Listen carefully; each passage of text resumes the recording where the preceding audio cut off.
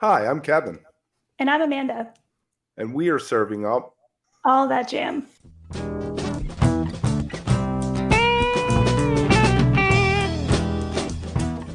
A lighthearted look at the weekend jam bands. Where we break down the jam scene's biggest stories, Talk new bands. upcoming tours. And show reviews. A little laughing, some hot takes, and an always positive message for the community. Week of April 24th, 2023. Right, we are back. End of April already. How did that happen? I don't know, Kevin. Well, we got a lot to get to this week. We got the interview with Natalie Brooke coming up, and we also have the top three stories of the week, as always. And at the end, we're going to have a special audience participation. And what is that all about, Amanda? So this one was inspired by a really fantastic late night meal that I made myself, Kevin, a couple nights ago after getting back from a show. And I was curious what other people like to eat late night. So I did a little poll, and the results were very fun. So you just said you were out. What were you out doing? I know. I actually went out 2 nights in a row. Watch out now. So I saw Chris Yunker, a friend of All That Jam, here in Denver on Thursday and Friday night. And with Garcia Project, they were fantastic. Had a great time. Brought a bunch of friends both nights, and we enjoyed it. Yeah, I didn't get out and do anything last week. I hung out, watched the fish shows. Did you get to see any of the fish stream? So I have been very delinquent, Kevin, in watching the fish streams. I really have. I've been reading, and I'm gonna have to go back, and I'm kind of looking forward to going back and listening to him kind of in a big chunk. So Right.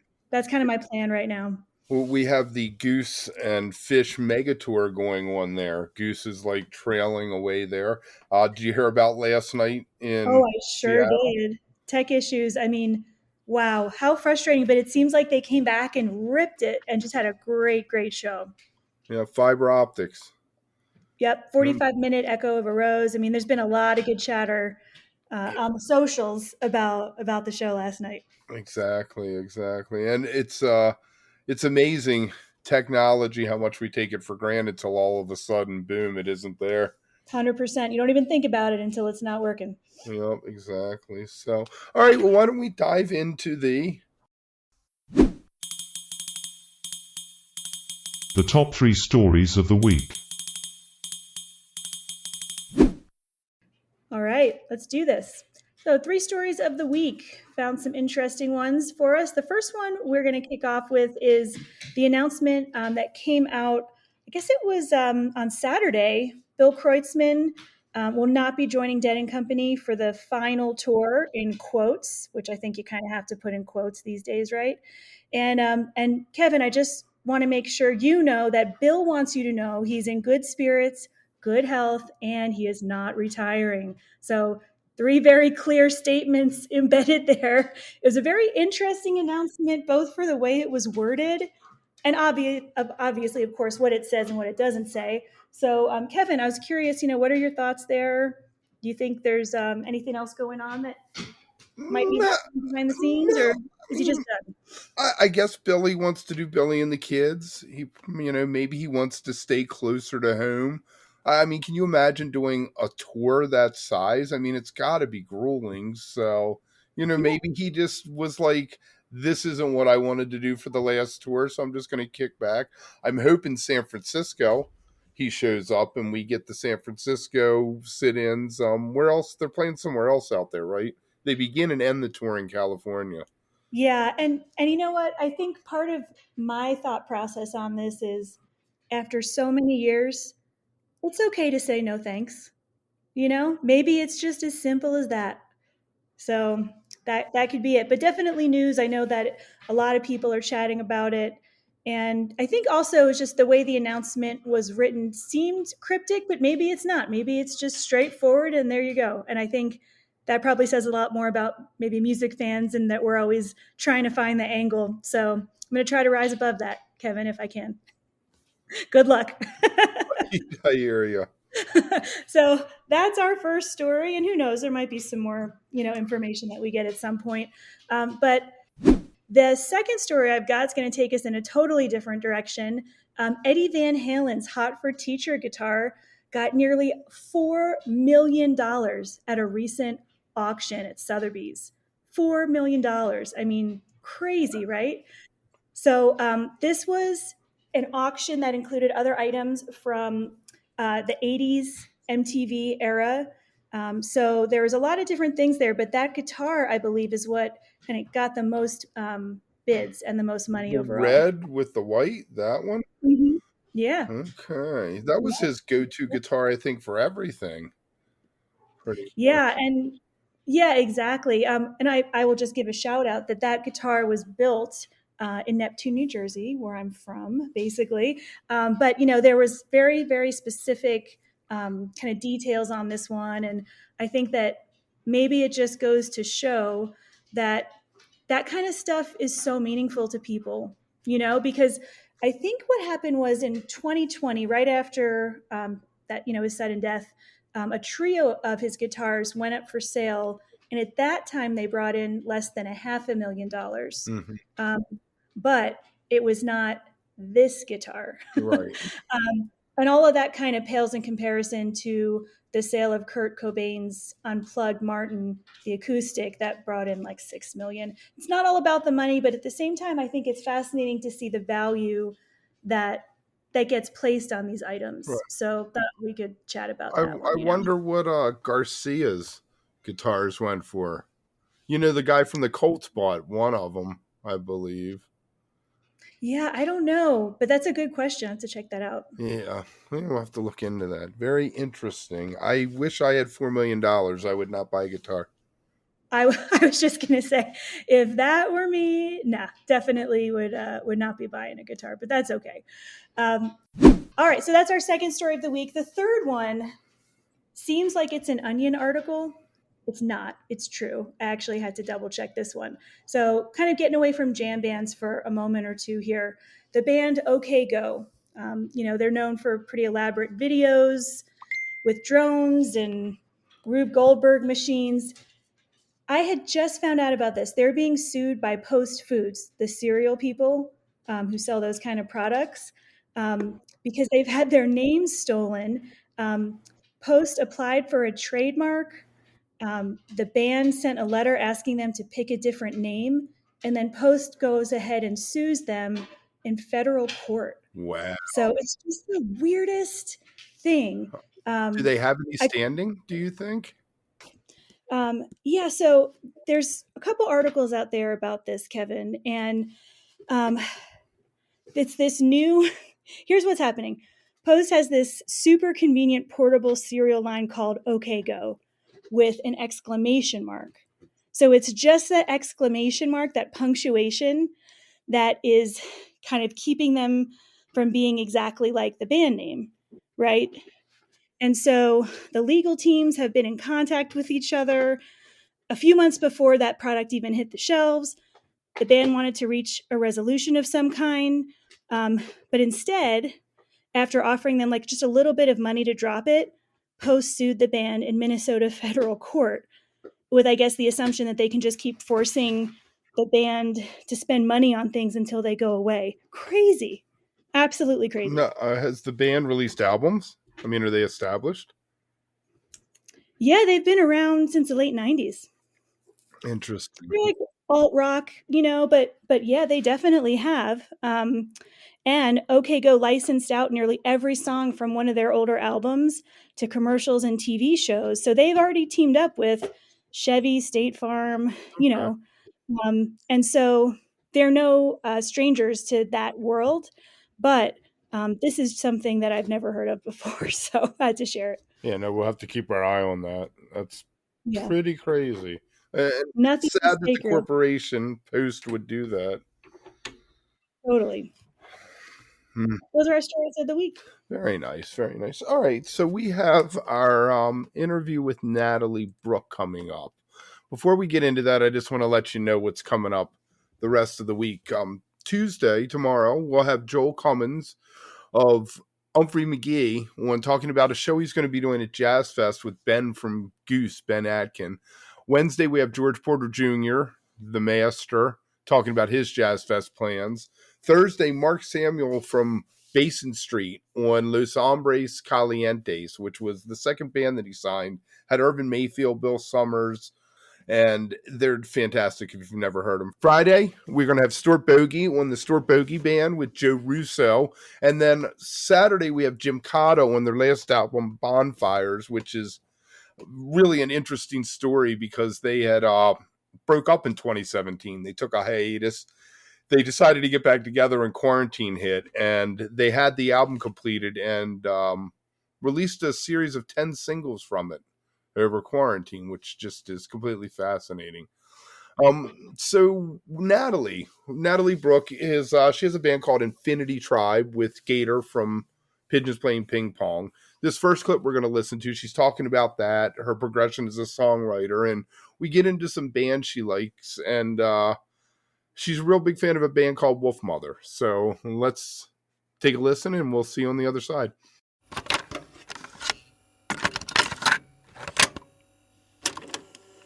When you say, hey, I'm going to go in with Infinity Tribe, do you have songs written, or is it you just have sketches? Is there a plan, or do you go in, it happens spontaneously?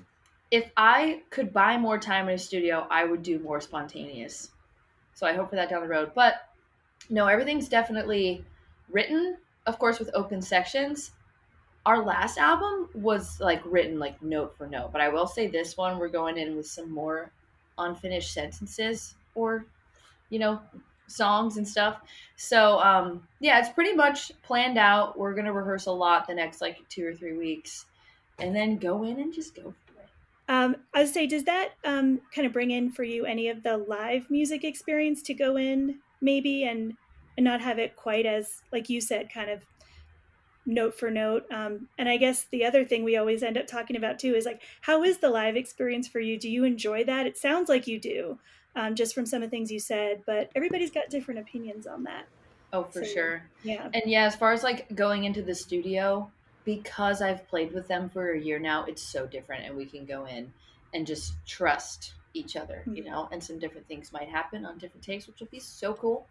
But yeah, the live thing is everything to me. It's what inspired me since I was young. I was into a lot of metal and like more hardcore punk music, and I'd go to the shows and mosh and rage out, and I just love that feeling. And I would see people perform, and they would just be expressing themselves in the biggest ways I've ever seen. And I just thought, I want to do that. That is what I feel when I'm in the crowd, and I want to do that. Took me a while to get there because I was still a classical musician, and I was like, what do I do with this? And then I was a jazz musician, didn't really feel like I was bursting there. I was like learning stuff. And then finally got out of college, went straight to some jam sessions, started performing, kind of uncomfy at first, and then like just finally, got into it. Now I feel like I'm my full self. That's so cool. Yeah. Very nice. You want to talk a little bit about your progression as a songwriter? Do you feel like you can see development over your point of view as you go through? Yeah, for sure. And, honestly, that's something I'm still working on now, because that is something I have done the least long. That's something I've done the least amount of. So let's see.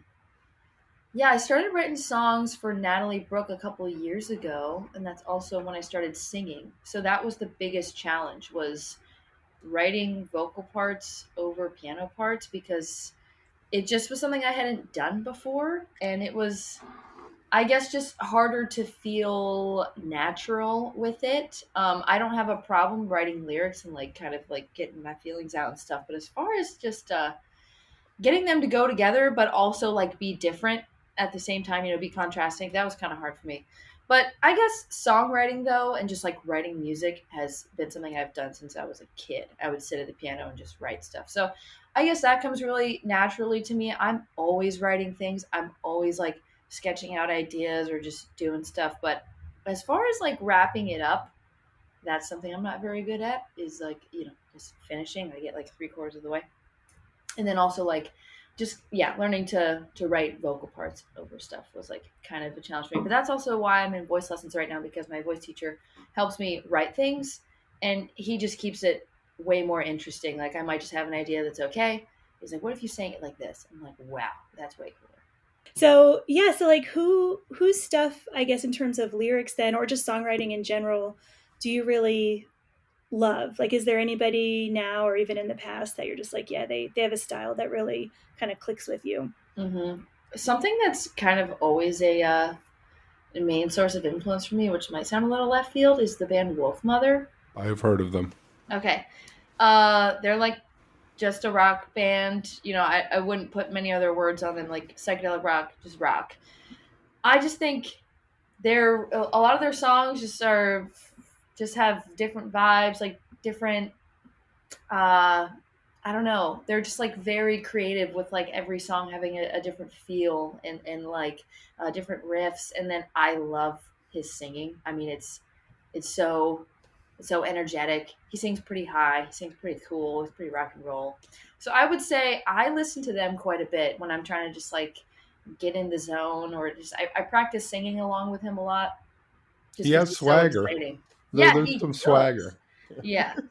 Yeah. I just love that energy. So that's the energy I want to bring when I'm writing stuff and singing on it. Cause I know that kind of more like the singer songwriter thing is not where I naturally tend to go. I like to just make things like a little more intense. Yes. So yeah. It's awesome. I'm definitely gonna have to look them up because you sold it. Oh yeah. Yeah. And let me recommend, it's literally right here. I guess their best album, it's just self-titled. But you've probably, yeah, it's just self-titled. You've probably heard of them, or heard, sorry, a couple songs by them, because they had a song on Rock Band that was really awesome. And then I feel like they've been in commercials and stuff like that, so you've probably heard a thing or two. That's where the money is nowadays. Yeah, it is. Yeah. It is. Get yourself a sync license there. Yep. Yes. Yeah. All right, Kevin. So this was a really great conversation, and we're going to get back into it. But before we do, wanted to make sure to remind everybody to give us a follow on social media at All That Jam Pod. That's Instagram, Twitter, and Facebook. Find us anywhere you get your podcasts, and make sure to give us a review if you like what you're hearing. We'd really appreciate that. That's Apple, Spotify, anywhere else that you get all that great info. And so we want to get back into this a little bit. You know, I was curious, just regionally, there's always a lot of differences between the music scenes, how active they are. So we had asked Natalie to share a little bit about what things are like out her way, and here's what she had to say. You're the second person in a week who's mentioned Soul Live, and we interviewed Alan Evans last week, so we interviewed someone from Soul Live. Nice. Oh my gosh. I feel like it's like 6 degrees of Al. Yeah, it is. Right? His ripples are spreading. Yeah. So let's get into that. He said something about we were talking about Soul Live's doing a residency, but he doesn't tour anymore. Then we also spoke to this guy named Jimmy Montague, who's out of Brooklyn, New York, who was saying that he hates playing live, that he doesn't want to do it. And the question became, is it sustainable to be a musician and not play live, especially in the jam band scene? Mm-hmm. Yeah, I think it's definitely a jam band thing to play live a lot. Yeah, I mean, there's just like so many ways to cut the cake. I think a lot of people, I think the most ideal way to play live is when you're at a point of success where you can just do it in chunks and do really well. Like Widespread Panic does. They play once a month, 3 shows. Yeah, exactly. So just 3 shows once a month. Is that what you're saying? Yeah. Yeah. And the same exactly. place. They don't even travel. It's all the same city and place. Yeah. Okay, so. That's interesting. That's really cool. But yeah, so like I guess like going on tour like 2 or 3 times a year, you chunk it all together and then you can like advertise it a little bit better, you know. But touring is definitely really hard and pretty hard to sustain, you know, in the earlier stages of being a band, which is generally harder already, which is why it's just all very hard, because it's more sporadic and, you know, you might not have a van yet and like shows are good, shows are bad, like whatever. So yeah, I mean, I think it gets easier later, but I do think that making yourself more like more of a demand when you play less is better, and then so it works in everybody's favor playing less like later on. Fish tends to work that angle. They Hmm. play 50 shows a year. Yeah, man, they You know. freaking can. When they're Yeah. that big. Mhm. You know. So cool. That's so cool. Seriously. That's its own whole set of problems in itself, though. I guess it's, do you want the money? Yeah. Well, I mean, do you want to survive? Right? Yeah, there you You go. want to break even? Right, like Trey is not giving lessons on the side there Yeah. Yeah. He That doesn't we have know to. of. that we know of, right? Yeah. Yeah. But yeah, I would imagine not. Oh, and I just realized you were saying, do you want to make the money like about fish? Yeah, Because of course they make so much money, And right. I was thinking like me, and I'm like, oh God, I'm spending money every time I go on the road. Yeah. Hey, well, we do hear that people cancel tours, have been canceling tours because it's not sustainable. You go $20,000 in the hole. Yeah, What's the dude. point? It's intense, and I don't even know what that's like yet. I'm literally doing such itty bitty things. The most I've done is like a 3-day run with my band. Are you working the festival angle, trying to get your foot in the door with something like Peach Fest or something Oh like that? my God, that's so funny you say that because I posted something on my Patreon the other day about goals for this year, and like the first thing that popped in my mind was to be on Peach Fest next year. So yeah, that's gonna be. I think my thing for this year is gonna be getting to a place where I feel like I can get on the bigger ones. I've had some good festival plays. I played Hot August last year, which was huge for me and my band, and so fun, and we had a good crowd. I haven't hung up the poster yet, but it's definitely my first cool, legit poster with my name on it, with Lotus and Lettuce and Revivalists and all Yeah. these great people. And like, how's your area for supporting local music too? Because this is always different. Out here in Denver, there's enough love for sure for everybody. But I know not every area is set up quite like that. So how do you feel it is out there, like in that DC area generally? So, Kevin, you well, probably know the answer to this too, but I don't live there, so I well, don't know. it's funny because when you were asking that, I was thinking about Frederick, and I had my thoughts, and then you said DC, and I was like, "Ooh, Oh different yeah. thoughts." Well, there You you know? go. Yeah, there's like immediate, and then there's like the slightly And then expanded. there's Yeah. Baltimore, And which then is like the Baltimore. redheaded Yeah. stepchild of DC. Yeah, yeah. Okay, so Frederick, I would say there's more love to go around than there are bands, which is great. I always tell people to like make a stop through Frederick because people in Frederick love music and they go. They go like crazy, which is cool. But it's not a major city. DC, my boyfriend and I were just talking about this. It's literally just it's harder to get heads out just because of the city itself. I mean, you'd think it can't play It that big of a sucks to part. go in there. It It sucks to get does. to the 930 club. It does. And you know what? 930 Club is the better of the options because you have 3 venues on the wharf, Union Stage, and Pearl Street Warehouse, Anthem. Right. And you're looking at like a minimum $30 parking garage, but that might not even be right. Kevin, is it 30 or is it like more? I think we got it for 20 that night. Okay, that's good. But it was one of those after 8 and Yeah. leave before 4 in the morning things or whatever. Yeah. And so that area is just really packed, really rough, really expensive. It's like cashless. It's just kind of rough. And it's a tourist trap. There's so many Exactly. people from all the hotels eating at all the restaurants that are there. It's like being in, It's a pretty like high end feeling like little area, which I will say that's one thing that like I prefer is the grungy, smaller, cooler Black Cat. spot. Mhm. Yes, and Gypsy Sally's when it was Gypsy a Sally. thing. It was the greatest thing ever. It was like all secluded in the corner of DC, and there was lots of parking, and it was an older, smaller bar, great for bands to tour through. It was so freaking cool. The Bayou back in the day had I've the whole. heard of I mean, that. yeah, you parked right under the highway. I saw some great shows at the Bayou. Yeah. Yep.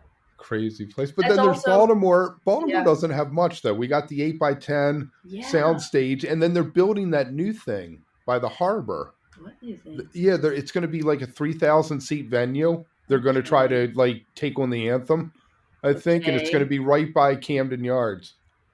All right, that's cool. But But I do, another $30 parking bill, yeah, $20. I'd say if I it's do by the agree with stadium. you. There's just not as much there. And I think that's because if you think about like that city, it definitely is just like struggling Oh my more God. to I'm support scared itself. to go down into the city, honestly. I'll be honest, Yeah. because every day somebody gets shot there. And I know that it's, it's certain parts of the city, but and I love Baltimore. Hmm. Baltimore is my heart. I'm Hmm.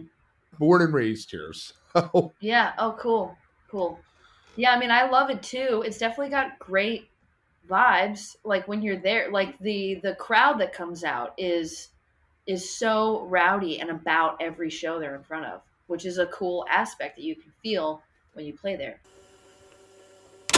all right. That was really interesting. She's all over the place around here. I know that she's hoping to get a foot in the door, get out there, get bigger. I think she deserves a larger audience. I'm pushing to have her and Raina and Karina and Nikki from Punkadelic get together as a 4-piece funk band.